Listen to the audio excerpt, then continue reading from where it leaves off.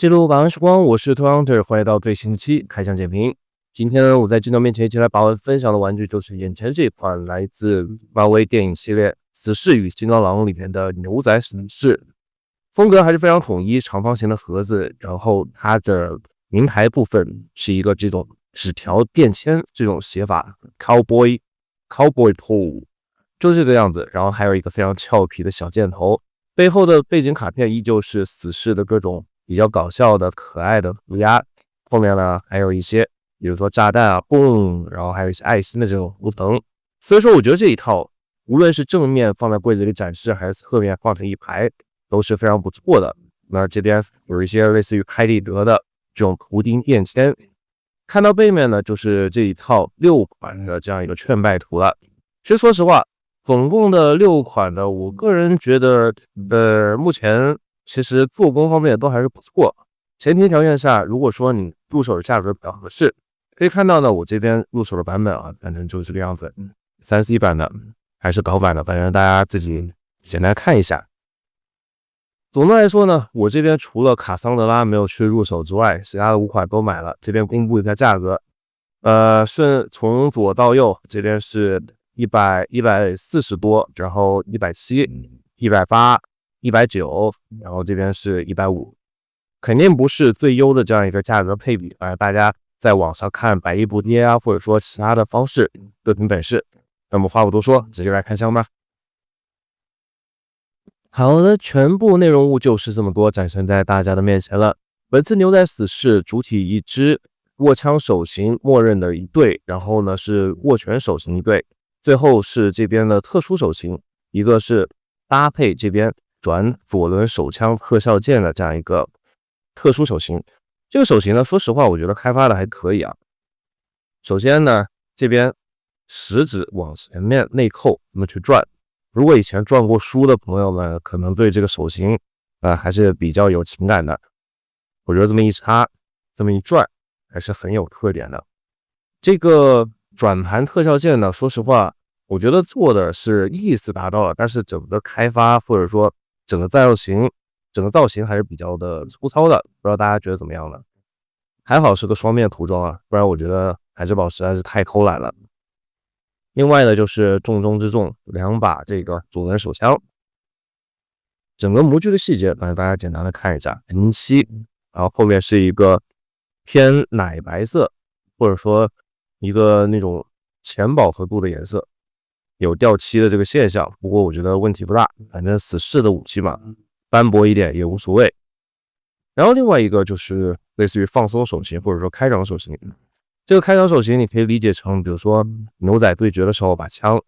插到枪套，或者说蓄势待发准备拔枪的那个动作。反正我觉得手型没有说给的特别疯狂吧，但是该有的都给到位了。然后虽然这一次死侍没有双剑，但是依旧给了2个动手，整个手型的背面都是有这个手甲涂装。接下来我们来看主体部分，还是像惯例一样360的在镜头面前旋转一圈。可以看到这次素体上面细节是比较丰富的，但是涂装依旧就是该偷色的部分也都偷色了，上面颜色值得点缀的部分它只点缀了一部分，但是大部分的这个颜色呢，其实我们需要通过后续的这个自洗，或者说在某些地方呢进行重新的涂装，才能把这款玩具的颜值发挥到极致。拉近镜头，我们来看一下这次头雕部分。这次的头雕牛仔帽刻画的也是算是不错，整个材质方面虽然算不上入木三分，但是呢，该有的纹理细节其实都在模具上进行体现。比较可惜的是，一个是这边的这个分膜线它卡在了正中间，某些角度对着光看的话呢，就感觉死侍从眉心发射射线的那种感觉，很奇怪。另外呢，就是这层帽子无法真正的取下，你可以看到从帽檐这边它是整整的点了一圈白胶，硬掰的话就会这样裂口。我这边已经给大家去尝试过了，所以说呢，如果说你想把它取下来看，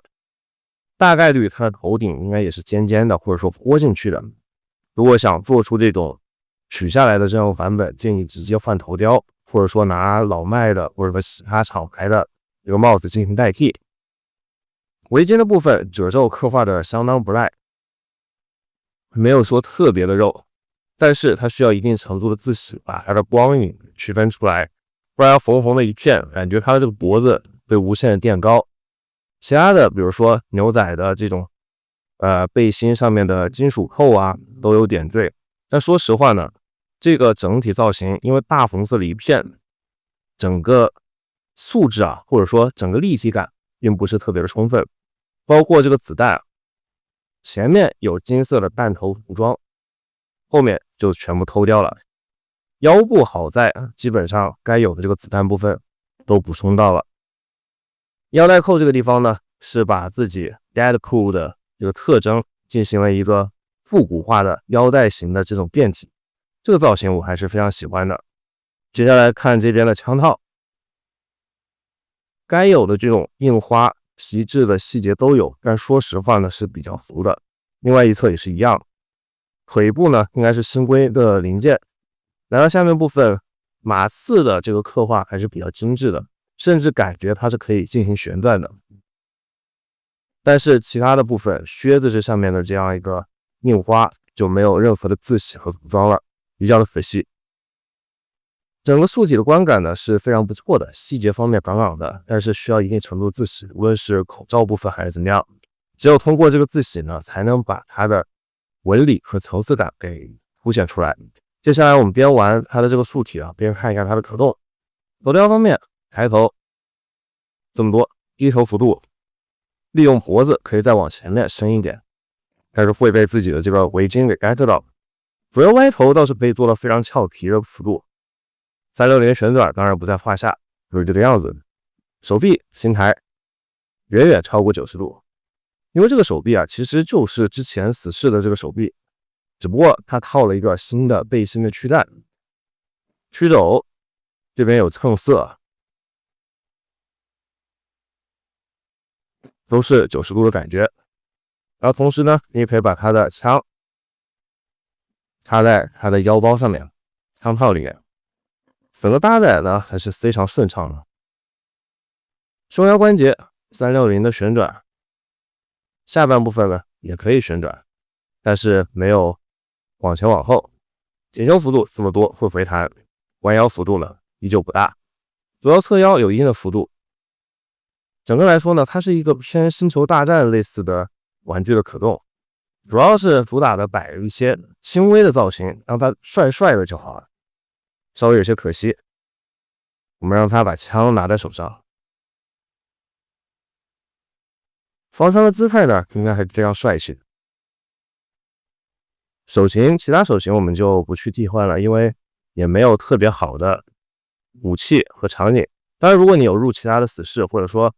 那款豪华版的死侍的话，我们后续再接着看。因为豪华版的死侍毕竟要3张这个价格，我个人觉得有点啃不下去。里面的最值得去入的配件呢，也就是金刚狼和死侍狗的配件，然后专门为那个买个素体的这不知道。其他部分腰带并不会影响这个脚腹空间的可动，前踢顺的还是90度，但是会有一定回弹。大腿根部有旋转，双段关节的这个屈膝，上下都有，整个幅度最大可以做到这个样子，直接用马刺踢到自己屁股，感觉看起来就痛了。但是这个可动幅度有一说一，在这种非超可动的这种人偶粗体题材里面，已经算是非常不错了，脚部接地也 OK。靴子这边是做死的，没有任何的可动性。虽然是一款电影版的玩具，大家了解我的朋友也知道，我虽然已经不太入手电影系列的这个玩具了，但有一说一啊，死侍和金刚狼这部电影，它集合了2个非常人气的角色，一边是死侍，一边是金刚狼。如果说要做身高对比的话，我们这边拿出这个秘密战争的小蜘蛛，他们身材还是相对高挑一点，再加上礼帽，整体的观感就是这个样子。我个人觉得这款玩具呢，如果你入手价格在1张半以内，甚至更低的话，还是值得去体验一下。造型非常的清爽，可动关节、手型以及特效件给的都比较克制，不凌乱且好玩的一款玩具。那今天把分享就到这边，我是柯阳，那下期再见，不见不散，记得关注这个频道，拜拜。